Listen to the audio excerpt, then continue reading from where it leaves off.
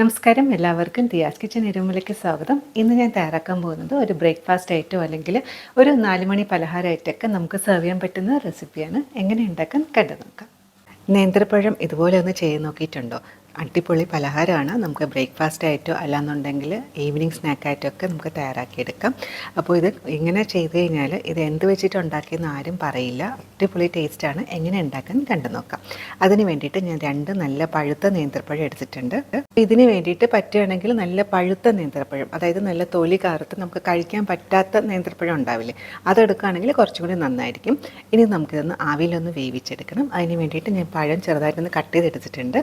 ഒരു 8 മുതൽ 10 മിനിറ്റ് ആവിയിലൊന്ന് വേവിച്ചെടുക്കാം. അപ്പോൾ വേവിച്ചെടുക്കുമ്പോൾ ഒത്തിരി ഓവർ കുക്ക് ചെയ്യേണ്ട ആവശ്യമില്ല. മാക്സിമം ഒരു 8 മുതൽ 10 മിനിറ്റ് വേവിച്ചെടുത്താൽ മതിയാവും.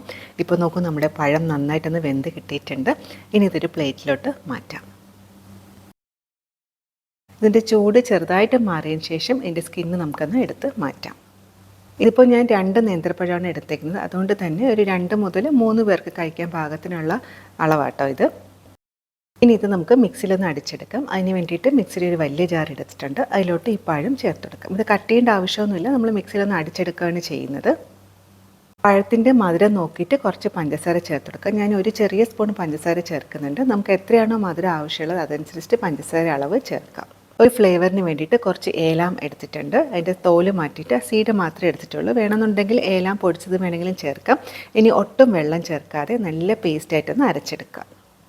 ഇതുപോലെ ഒട്ടും തരിയൊന്നുമില്ലാതെ നല്ല രീതിയിലൊന്ന് അരച്ചെടുക്കാം. ഇനി ഇതൊരു അത്യാവശ്യം വലിയൊരു ബൗളിൽ തന്നെ മാറ്റാം. നമുക്ക് കുറച്ച് കാര്യങ്ങളും കൊണ്ട് ചേർത്തിട്ടൊന്ന് മിക്സ് ആക്കാനായിട്ടുള്ളതാണ്.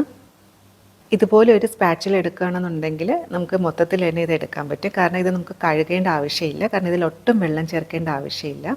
പഴം അടിച്ചത് ഒരു ബൗളിലോട്ട് മാറ്റിയിട്ടുണ്ട്. ഇനി ഇതിലോട്ട് ഞാനിവിടെ കുറച്ച് ഗോതമ്പ് മാവാണ് ചേർക്കുന്നത്. 250 ml കപ്പിൽ 1 കപ്പ് ഗോതമ്പ് മാവ് എടുക്കുന്നുണ്ട്. മൊത്തത്തിൽ ചേർക്കുന്നില്ല, കുറച്ച് കുറച്ചായിട്ടാണ് ചേർക്കേണ്ടത്. പിന്നെ ഇതിൽ ഗോതമ്പ് മാവിന് പകരം വേണമെന്നുണ്ടെങ്കിൽ അരിപ്പൊടി വേണമെങ്കിൽ ചേർക്കാം. അരിപ്പൊടിയാണെങ്കിൽ നമ്മൾ ഇടിയപ്പം പത്തിരിയൊക്കെ ഉണ്ടാക്കാൻ എടുക്കുന്ന അരിപ്പൊടിയാണ്. ഇനി ഇതിലോട്ട് നമ്മൾ ആ ഒരു പഴത്തിൻ്റെ ഒരു മധുരം ഒന്ന് ബാലൻസ് ചെയ്യാൻ വേണ്ടിയിട്ട് കുറച്ച് ഉപ്പും കൂടി ചേർക്കാം. ഇതിൽ നമ്മൾ വെള്ളം ഒട്ടും ചേർക്കുന്നില്ല. അതുകൊണ്ട് തന്നെ പഴത്തിലൊരു നല്ലൊരു ഈർപ്പം ഉണ്ടാവും. അപ്പോൾ അതനുസരിച്ചിട്ട് വേണം നമ്മൾ മാവ് ചേർക്കേണ്ടത്. അപ്പോൾ ആവശ്യാനുസരണം കുറച്ച് കുറച്ച് മാവ് ചേർത്തിട്ട് നന്നായിട്ടൊന്ന് കുഴച്ചെടുക്കുക. ഒരു ചെറിയ സ്പൂണ് നെയ്യ് കൂടി ചേർക്കുന്നുണ്ട്. നെയ്യ് ചേർക്കുമ്പോൾ പ്രത്യേക ഒരു ടേസ്റ്റും അതുപോലെ തന്നെ നമ്മുടെ ഈ മാവിന് കുറച്ചും കൂടി നല്ലൊരു മയം, അതായത് നല്ല സോഫ്റ്റായിട്ട് കിട്ടുകയും ചെയ്യും. ഇത്രയേ ഉള്ളൂ. ഇനി ഇതെല്ലാം കൂടി നമുക്ക് നന്നായിട്ടൊന്ന് കുഴച്ചെടുക്കുക. നമ്മൾ ഇടിയപ്പത്തിന് കുഴക്കുന്ന കണക്ക് നന്നായിട്ടൊന്ന് കുഴച്ചെടുക്കാം. എൻ്റെ കൈ ചെറുതായിട്ടൊന്ന് മുറിഞ്ഞിട്ടുണ്ടായിരുന്നേ. അതുകൊണ്ട് ഞാൻ അതേ ഗ്ലൗസ് ഉപയോഗിച്ചിട്ടാണ് കുഴച്ചെടുക്കുന്നത്. ഗ്ലൗസ് ഉപയോഗിച്ചിട്ട് കുഴച്ചെടുക്കുന്ന ബുദ്ധിമുട്ട് നിങ്ങൾക്ക് അറിയാമായിരിക്കുമെന്ന് വിചാരിക്കുന്നു. അപ്പോൾ എന്തെങ്കിലും കുഴപ്പമുണ്ടെങ്കിൽ ഒന്ന് ക്ഷമിച്ചേക്കണേ. അപ്പോൾ അത് എൻ്റെ കയ്യിൽ ഇങ്ങനത്തെ ഗ്ലൗസ് ആട്ടോ ഇരുന്നത്. അതുകൊണ്ട് ഞാനിങ്ങനെ ഇടയ്ക്ക് കുഴയ്ക്കുമ്പോൾ അതിങ്ങനെ ഊരി പോകുന്നുണ്ട്. എങ്കിലും ഞാൻ കഴിയുന്നത്ര നല്ല സോഫ്റ്റായിട്ട് കുഴച്ചെടുക്കുന്നുണ്ട്. അപ്പോൾ ഇതിൽ എടുക്കുന്ന മാവ് ഞാൻ കുറച്ച് കുറച്ച് മാവ് കേട്ടോ എടുക്കുന്നത്. അപ്പോൾ ആദ്യം നമ്മൾ 250 ml കപ്പിൽ 1 കപ്പ് മാവ് എടുത്ത് വയ്ക്കുക. ആവശ്യാനുസരണം മാവ് ചേർക്കുക. അപ്പോൾ ഇതിപ്പോൾ ഞാൻ കറക്റ്റ് ആ ഒരു 2 നേന്ത്രപ്പഴത്തിന് 1 കപ്പ് മാവ് എന്തായാലും നമുക്ക് ആവശ്യമായിട്ടുണ്ടാവും. പിന്നെ ഇതിൽ നമ്മൾ അരിപ്പൊടി ചേർക്കുകയാണെങ്കിൽ ചിലപ്പം ആ ഒരു അരിപ്പൊടിയുടെ അളവ് ചിലപ്പോൾ കൂടിയോ കുറയോ ഒക്കെ ചെയ്യും കേട്ടോ. അപ്പോൾ അതുകൊണ്ട് ഒത്തിരി ആദ്യമേ തന്നെ നമ്മൾ മാവ് ചേർക്കേണ്ട ആവശ്യമില്ല. കുറച്ച് കുറച്ച് മാവ് ചേർത്തിട്ട് ഇതുപോലെ നന്നായിട്ടൊന്ന് കുഴച്ചെടുക്കാം. അങ്ങനെ കുറച്ച് ബുദ്ധിമുട്ടിയാലും മാവ് നല്ല സോഫ്റ്റായിട്ട് തന്നെ കുഴച്ചെടുത്തിട്ടുണ്ട്. കണ്ടോ, നല്ല സോഫ്റ്റായിട്ട് കിട്ടിയിട്ടുണ്ട്. അപ്പോൾ ഇതിങ്ങനെ ചെറിയ ചെറിയ ബോൾസാക്കി വെച്ചിട്ടുണ്ട്. അപ്പോൾ ഞാൻ എടുത്ത മാവ് മൊത്തത്തിൽ ഇതിലെടുത്തിട്ടുണ്ട് കേട്ടോ. അതായത് 250 ml കപ്പിൽ 1 കപ്പ് മാവ് എടുത്തിട്ടുണ്ട്. 2 നേന്ത്രപ്പഴത്തിനാണ് ഈ ഒരു അളവ്. നേന്ത്രപ്പഴം കൂടുകയാണെങ്കിൽ മാവിൻ്റെ അളവും കൂടും. ഇതൊന്ന് മാറ്റി വയ്ക്കാം. അടുത്തായിട്ട് ഞാൻ കുറച്ച് വാഴയില എടുത്തിട്ടുണ്ട്. വാഴയില നന്നായിട്ട് കഴുകിയതിന് ശേഷം ഇതുപോലെ ചെറിയ പീസസ് ആയിട്ടൊന്ന് കട്ട് ചെയ്ത് വയ്ക്കുക. അതുപോലെ തന്നെ കുറച്ച് നാളികേരം ഇത്രയൊന്ന് റെഡിയാക്കി വയ്ക്കുക. ഒരു പ്ലേറ്റ് എടുത്തിട്ടുണ്ട്. ഇതിലോട്ട് നമ്മൾ റെഡിയാക്കി വെച്ചിരിക്കുന്ന വാഴയില ഒരെണ്ണം വെച്ച് കൊടുക്കുക. സേവനാഴി എടുത്തിട്ടുണ്ട്. സേവനാഴി എടുക്കുമ്പോൾ ചെറിയ ഹോളുള്ള ചില്ലെടുക്കണേ. അങ്ങനെ ആകുമ്പോൾ നൂലപ്പം നല്ല ഭംഗിയായിരിക്കും. അതുപോലെ തന്നെ ഇതിൻ്റെ ഉള്ളിൽ ഒന്നുകിൽ നെയ്യോ അല്ലെങ്കിൽ വെളിച്ചെണ്ണയോ ഒന്ന് സ്പ്രെഡ് ചെയ്തെടുത്തിട്ടുണ്ട്. ഇനി നമ്മൾ സാധാരണ ഇടിയപ്പം അല്ലെങ്കിൽ നൂലപ്പം ഉണ്ടാക്കുന്ന മാതിരി മാവ് നിറച്ചതിന് ശേഷം ഇതുപോലെ ഒന്ന് ചുറ്റിച്ചെടുക്കാം. ആദ്യം തന്നെ കുറച്ച് നാളികേരം വാഴയിലയിലോട്ട് വെച്ചെടുക്കാം. അപ്പോൾ ഇത് നാളികേരം വയ്ക്കണം നിർബന്ധമില്ല കേട്ടോ. ഇതിൽ നമ്മൾ പ്രത്യേകിച്ച് ഒരു കറിയുടെ ആവശ്യമില്ല. അതുകൊണ്ട് തന്നെ നാളികേരം ഉണ്ടെങ്കിൽ നല്ല ടേസ്റ്റി ആയിരിക്കും. ഇനി ഇതിലോട്ട് നമ്മൾ സാധാരണ നൂലപ്പം ഉണ്ടാക്കുന്ന മാതിരി ഒന്ന് ചുറ്റിച്ചെടുക്കാം. ഇത് ഒന്നുകിലും നമ്മൾ സാധാരണ ഇടിയപ്പം ഉണ്ടാക്കുന്ന മാതിരി ഇടിയപ്പത്തട്ടിൽ ചെയ്തെടുക്കാം. അതെ, അങ്ങനെ ആദ്യത്തെ മാവ് റെഡിയായി കിട്ടിയിട്ടുണ്ട്. ഇനി നമുക്ക് ഇതിൻ്റെ മുകളിലോട്ട് കുറച്ച് നാളികേരം കൂടി ചേർത്തെടുക്കാം. നാളികേരം കുറച്ച് അധികം ചേർക്കുമ്പോൾ പ്രത്യേക ഒരു ടേസ്റ്റാണ്, കാരണം ഇതിൻ്റെ കൂടെ പ്രത്യേകിച്ച് ഒരു കറിയുടെ ആവശ്യമില്ല. ഇനി ഇതുപോലെ ബാക്കിയും കൂടി ഒന്ന് റെഡിയാക്കി എടുക്കാം. ആദ്യത്തേത് ഒരു പ്ലേറ്റിലോട്ട് മാറ്റിയിട്ടുണ്ട്. ബാക്കിയും കൂടി ഇതുപോലെ ഒന്ന് തയ്യാറാക്കിയെടുക്കാം.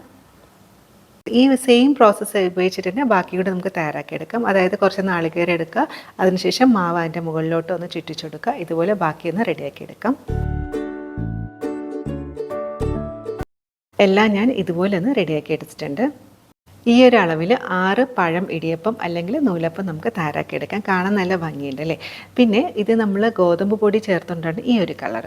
അരിപ്പൊടി ആണെങ്കിൽ കുറച്ചും കൂടി ഒരു മഞ്ഞ കളർ ഉണ്ടാവും. അതുപോലെ തന്നെ നമ്മൾ എടുക്കുന്ന പഴം നല്ല പഴുത്ത പഴമാണെങ്കിൽ അതിൻ്റെ കളർ കുറച്ചും കൂടി മാറും കേട്ടോ. ഇനി അടുത്തായിട്ട് നമുക്ക് ആവിയിലൊന്ന് വേവിച്ചെടുക്കണം. അതിന് വേണ്ടിയിട്ട് സ്റ്റീമറിൽ വെള്ളം ചൂടാനായിട്ട് വെച്ചിട്ടുണ്ട്. ആവി വന്നതിന് ശേഷം നമുക്ക് ഓരോന്നായിട്ട് വെച്ച് കൊടുക്കാം. ആദ്യത്തെ ബാച്ച് 3 വെച്ച് കൊടുത്തിട്ടുണ്ട്. സാധാരണ ഇടിയപ്പമൊക്കെ വേകാൻ എടുക്കുന്ന സമയം ഇതിന് എടുക്കത്തുള്ളൂ. മാക്സിമം ഒരു 10 മുതൽ 12 മിനിറ്റ് ആകുമ്പോഴത്തേക്ക് റെഡിയായി കിട്ടും. ഇപ്പോൾ ഒരു 12 മിനിറ്റ് ആയിട്ടുണ്ട്. ഇപ്പോൾ നല്ലൊരു മണം വരുന്നുണ്ട്. അതായത് വാഴയിലയുടെയും അതുപോലെ തന്നെ നേന്ത്രപ്പഴത്തിൻ്റെയൊക്കെ നല്ലൊരു മണം വരുന്നുണ്ട്. ശരിക്കും ഇത് നമുക്ക് ഇടിയപ്പം ഉണ്ടാക്കുന്നതൊക്കെ ഉണ്ടാക്കിയെടുക്കാം. പക്ഷേ വാഴയില ഇങ്ങനെ നമ്മൾ ചെയ്തെടുക്കുമ്പോൾ ഉണ്ടല്ലോ, പ്രത്യേക ഒരു മണവും അതുപോലെ തന്നെ പ്രത്യേക ഒരു ടേസ്റ്റുമാണ്. ഞാൻ ചെറുതായിട്ട് ചൂട് മാറിയതിന് ശേഷം ഒരെണ്ണം എടുത്തൊന്ന് കാണിച്ചു തരാം. നമ്മളിങ്ങനെ സെർവ് ചെയ്യുമ്പോൾ ഇങ്ങനെ വാഴയിലോട് കൂടി തന്നെ ഇതുപോലെ പ്ലേറ്റിൽ വെച്ച് സെർവ് ചെയ്യാം കേട്ടോ. ഇനി അടുത്ത ബാച്ചും ഇതേ രീതിയിൽ തന്നെ വേവിച്ചെടുക്കാം. ഈ ഒരു റെസിപ്പി ഇഷ്ടപ്പെട്ടാൽ ഒരു ലൈക്കും അതുപോലെ തന്നെ ഷെയറും കൂടെ ചെയ്തൊന്ന് സപ്പോർട്ട് ചെയ്യണേ. ഒരെണ്ണം ഞാനൊന്ന് എടുത്ത് കാണിച്ചു തരാം. വാഴയിലയിൽ ചെയ്തുകൊണ്ട് തന്നെ പ്രത്യേക ഒരു ടേസ്റ്റാണ്. നോക്കുകൊണ്ട് നല്ല പെർഫെക്റ്റ് ആയിട്ട് കിട്ടിയിട്ടുണ്ട്. ഇത് ബ്രേക്ക്ഫാസ്റ്റ് ആയിട്ടോ അല്ലാന്നുണ്ടെങ്കിൽ വൈകുന്നേരം ചായയോടെയൊക്കെ നമുക്ക് സെർവ് ചെയ്യാൻ പറ്റും. പിന്നെ ബ്രേക്ക്ഫാസ്റ്റ് കഴിക്കാൻ മടിയുള്ള കുട്ടികൾക്ക് ഇതൊരെണ്ണം കൊടുത്താൽ വളരെ ഇഷ്ടത്തോടെ അവർ കഴിക്കും. പിന്നെ നേന്ത്രപ്പഴത്തിൻ്റെ ഗുണങ്ങൾ എല്ലാവർക്കും അറിയുന്നത് തന്നെയാണ്. അപ്പോൾ ഈ ഒരു ഇടിയപ്പവും ഒരു ഗ്ലാസ് പാലും ആണെന്നുണ്ടെങ്കിൽ ഒരു കംപ്ലീറ്റ് ബ്രേക്ക്ഫാസ്റ്റ് മീൽ തന്നെയായിരിക്കും. തീർച്ചയായിട്ടും ട്രൈ ചെയ്ത് നോക്കുക. ഞാൻ ഒരെണ്ണം എടുത്തൊന്ന് കഴിച്ച് നോക്കട്ടെ. അടിപൊളി, എനിക്കിഷ്ടപ്പെട്ടു. ഇതിൽ നമ്മൾ ആ നേന്ത്രപ്പഴത്തിൻ്റെ ചെറിയൊരു മധുരമുണ്ട്, അതുപോലെ തന്നെ നാളികേരമൊക്കെ ചേർക്കുന്നതുകൊണ്ട് തന്നെ വളരെ ടേസ്റ്റിയാണ്. പിന്നെ നേന്ത്രപ്പഴം എന്ന് പറയുന്നത് നമ്മൾ നേന്ത്രപ്പഴം കുട്ടികൾക്കാണെങ്കിലും മുതിർന്നവർക്കാണെങ്കിലും കഴിക്കുന്നത് വളരെ നല്ലതാണ്. പക്ഷേ നേന്ത്രപ്പഴം അങ്ങനെ കഴിക്കുന്നതിനെക്കാട്ടിലും ബോയിൽ ചെയ്ത്, അതായത് ഒന്ന് പുഴുങ്ങി കഴിക്കുന്നതാണ് നമ്മുടെ ആരോഗ്യത്തിന് കുറച്ചും കൂടി നല്ലത്. അപ്പോൾ നമ്മൾ നേന്ത്രപ്പഴമൊക്കെ ഇങ്ങനെ പുഴുങ്ങി കൊടുക്കുന്നതിനെക്കാട്ടിലും ഇതുപോലെ വെറൈറ്റി ആയിട്ടുള്ളതൊക്കെ ഉണ്ടാക്കി കൊടുക്കുകയാണെന്നുണ്ടെങ്കിൽ കുട്ടികളും മുതിർന്നവരും ഒരുപോലെ ഇഷ്ടപ്പെടും. ഇത് രാവിലത്തെ ബ്രേക്ക്ഫാസ്റ്റ് ആയിട്ടോ അല്ലെങ്കിൽ വൈകുന്നേരം ചായയോടെയൊക്കെ കൊടുക്കാൻ പറ്റിയ നല്ലൊരു സ്നാക്ക് റെസിപ്പിയാണ്. തീർച്ചയായിട്ടും ട്രൈ ചെയ്ത് നോക്കുക. ഈ ഒരു റെസിപ്പി മിക്കവർക്കും അറിയുന്ന റെസിപ്പി തന്നെയായിരിക്കും. അറിയാത്തവർക്ക് വേണ്ടിയിട്ടാട്ടോ ഞാനിത് ഉണ്ടാക്കിയത്. ഇപ്പോൾ ഇലയിൽ വെക്കുന്നതുകൊണ്ട് തന്നെ നമുക്ക് ഇൻഡിവിജ്വലായിട്ട് തന്നെ ഇങ്ങനെ സെർവ് ചെയ്യാം. അപ്പോൾ കുട്ടികൾക്കൊക്കെ ഇലയിൽ ഇങ്ങനെ നമ്മൾ കൊടുക്കുകയാണെങ്കിൽ അവർക്ക് ഭയങ്കര ഒരു കൗതുകമായിരിക്കും കേട്ടോ. അപ്പോൾ നിങ്ങൾ ട്രൈ ചെയ്ത് നോക്കുക. ഫീഡ്ബാക്കും കൂടെ അറിയിക്കാൻ മറക്കരുതേ. അതുപോലെ തന്നെ ഇത് നമുക്ക് വേണമെന്നുണ്ടെങ്കിൽ അരിപ്പൊടിയിലും ഉണ്ടാക്കാം. ഗോതമ്പ് പൊടി ഉപയോഗിക്കുന്നതിന് പകരം അരിപ്പൊടി ചേർത്തും ഇത് ഉണ്ടാക്കാം. പക്ഷേ എനിക്ക് തോന്നുന്നു ഗോതമ്പ് പൊടി ചേർക്കുമ്പോഴാണ് കൂടുതൽ ടേസ്റ്റി ആയിട്ട് എനിക്ക് തോന്നിയിട്ടുള്ളത്. അപ്പോൾ നിങ്ങളും ട്രൈ ചെയ്ത് നോക്കിയിട്ട് അഭിപ്രായം അറിയിക്കാൻ മറക്കരുതേ. ഈ റെസിപ്പി ഇഷ്ടപ്പെട്ടാൽ ഒന്ന് ഷെയർ ചെയ്തുകൊണ്ട് സപ്പോർട്ട് ചെയ്യണേ.